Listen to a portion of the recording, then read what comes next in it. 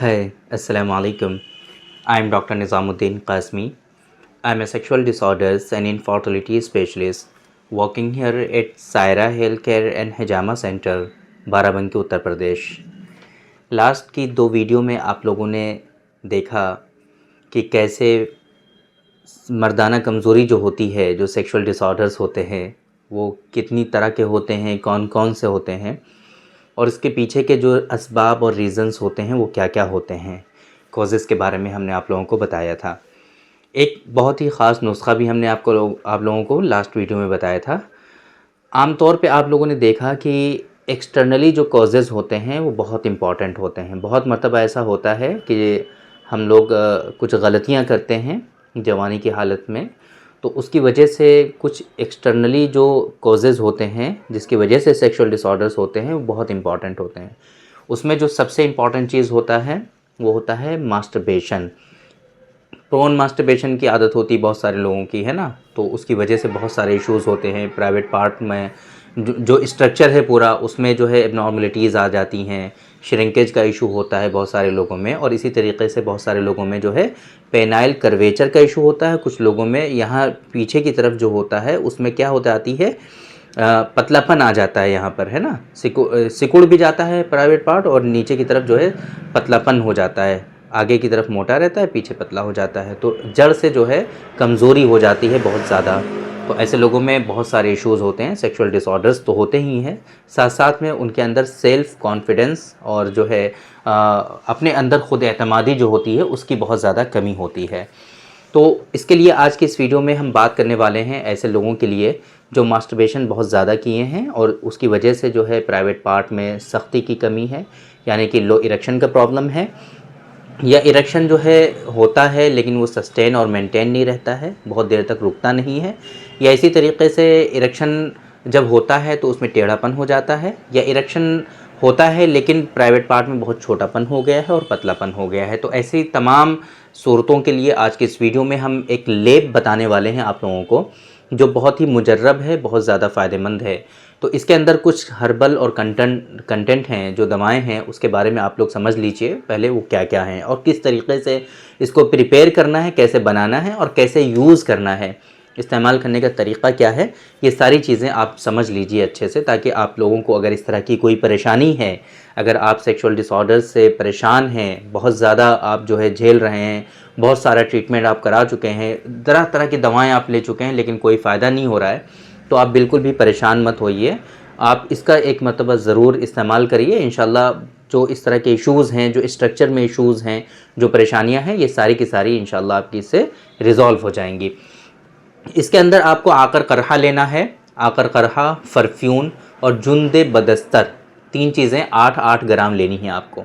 आकर करहा, परफ्यून, जुंदे बदस्तर, इन तीनों चीज़ों को 8-8 ग्राम लेना है। मवीज़ लेना है, दारचीनी लेना है 4-4 ग्राम। मवीज़ और दारचीनी आपको 8-8 ग्राम लेना है। लौंग के 41 दाने लेने हैं आपको। फिर से एक मतलब समझ लीजिए, आकर करहा, परफ्यून और जुंद बदस्तर, इन तीनों को लेना है 8-8 ग्राम। मवीज़, दारचीनी लेना है 4 ग्राम। लौंग के 41 दाने आपको लेने हैं। क्या करना है, ये सारी जब कंटेंट आपको मिल गए हैं, बराबर अच्छे से खूब पाउडर बना लीजिए, इनको कूट करके छान करके खूब अच्छा पाउडर बना लीजिए इनका, ठीक है। पाउडर बन गया, तो पाउडर बनाने के बाद क्या करना है आपको, शहद में इनको पीस, शहद में मिला करके, शहद में जो है घोल करके बेर के बराबर, बेर इतना बड़ा बेर होता है ना, उसके बराबर इसकी गोलियां बना लीजिए आप। ये गोलियां बन गई, अब क्या करना है, गोलियां बना करके अपने पास रख लीजिए और रात को सोते वक्त क्या करना है, उस गोली को पानी में भिगो करके, पानी में हल करके एक पूरा लेप बन जाएगा, पेस्ट बन जाएगा आपका। उस पेस्ट को प्राइवेट पार्ट पे अप्लाई करना है, पूरे भर में लगा लीजिए अच्छे से, है ना। एक गोली डेली आप यूज़ करेंगे, वो जो बेर के बराबर आप गोली बनाएंगे शहद में भिगो करके, वो उस गोली को क्या करना है, प्राइवेट पार्ट पे अप्लाई करना है पूरे पे।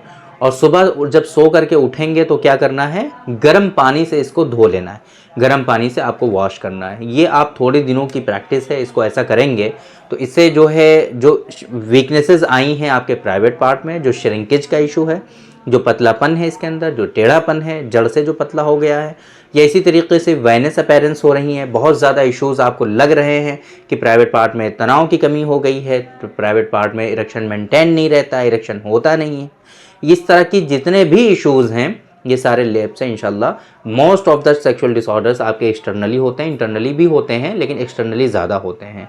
3 तरह के इश्यूज़ हमने बताए थे आपको, तो उसमें एक तो पैदाइशी होते हैं, जेनेटिकली होते हैं, है ना, उनका वो तो लाइलाज ही होता है, उनका तो कोई इलाज होता नहीं है। लेकिन ये है कि इंटरनली और एक्सटर्नली का इलाज होता है, और externally most of the time externally causes होते हैं जिसकी वजह से किसी शख्स में इस तरह की परेशानियां होती हैं। तो अगर आप इस तरह से परेशान हैं तो एक मरतबा इसका ज़रूर इस्तेमाल करिए। इंशाल्लाह ये जो परेशानियां हैं आपकी ये धीरे धीरे करके रिज़ॉल्व हो जाएंगी, और अगर आप सही से ट्रीटमेंट लेंगे वो ज़्यादा बेहतर रहेगा आपके लिए। प्रॉपर वे में अगर इस तरह के इशूज़ हैं तो डायग्नोसिस के बाद सही से इनका इलाज करिए, इंशाल्लाह ये सारी चीज़ें आपकी रिज़ॉल्व हो जाएंगी। ज़्यादा वक्त नहीं लगता है इन सब चीज़ों में, बहुत आसानी से ठीक होने वाली ये डिजीज़ होती हैं। बस आप सही से इलाज करें, शर्त यही है, इलाज आप सही से करिए, ठीक है। तो उम्मीद करते हैं कि आप लोगों को आज के इस वीडियो से फ़ायदा हुआ होगा और ये वीडियो आपकी समझ में आई होगी कि ये जो लेप है ये कैसा है, इसके अंदर कौन कौन सी दवाएँ हैं, कैसे इसको प्रिपेयर करना है, कैसे बनाना है, गोलियां कैसे बनानी है, फिर इसका इस्तेमाल कैसे करना है, पानी में हल करके, पानी में मिला करके, मिक्स करके लेप बनाना है और अप्लाई करना है, सुबह गर्म पानी से धोना है। ये सारी चीज़ें हमने आपको बताने की कोशिश करते हैं। उम्मीद करते हैं आप लोगों को ये सब चीज़ें समझ में आ गई होंगी और आप लोगों को आज की इस वीडियो से फ़ायदा हुआ होगा। तो थैंक यू वेरी मच, बहुत बहुत शुक्रिया आपका। आज के इस वीडियो में इतना ही। इंशाल्लाह कल फिर मुलाकात होगी आपसे एक दूसरी वीडियो में, हम डिस्कस करेंगे आपसे एक दूसरे टॉपिक पर। तब तक के लिए आप हमें इजाज़त दीजिए। अस्सलामु अलैकुम।